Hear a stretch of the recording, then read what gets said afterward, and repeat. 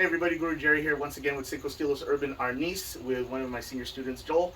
Today we're going to talk about an important aspect of training the edged weapon, essentially the short blade. Two things that you want to always keep in mind are reorbit and retraction. Okay, and we're going to go over that right now. So what is reorbiting?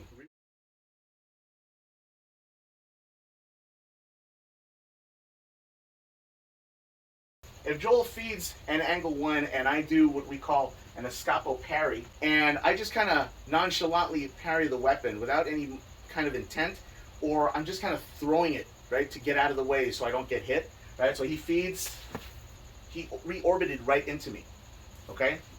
So what happened there?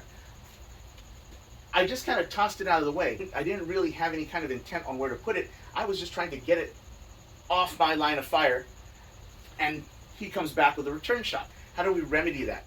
If you're gonna parry an opponent's weapon, you wanna do so in a manner that weights his body. You wanna make it more difficult for him to return that weapon. The time span is very short. You wanna get your shot in before he can return his weapon and try to cut you, right? So, if he feeds his one, I parried his weapon down, and that movement that he just made, his own momentum is carrying him over. But by the time he gets to return his shot, I've already stabbed him. I've already gotten my shot in. So on a two, we can use our tap. He feeds his two. I move off in an opposite direction. Now, yes, I haven't controlled that hand, but in a way I have.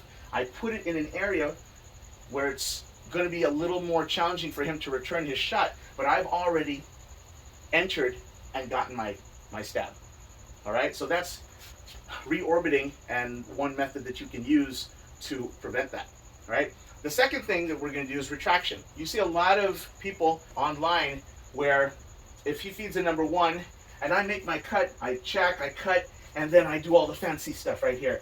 And then he's a statue and his hand stays there. That's not the way it's going to be in real life. In real life, if I cut into his arm, he's going to pull his hand back.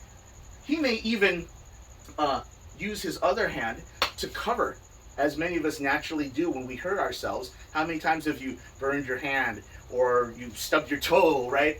You bring that pain in and you use your hand to kind of protect it. It's a natural human reaction. So what more when you cut somebody with a knife? The rule of thumb that you want to follow is, on the opponent's retraction, you follow their retraction with a sonkiti, or a thrusting strike. When I cut him, I follow his retraction in with my own stab. I'm checking, but I follow his retraction in with my own thrust. So this motion from point A to point B is going to be a lot quicker. I want to use my thrust to follow his retraction. Try to incorporate that in your training. Hope you found that useful.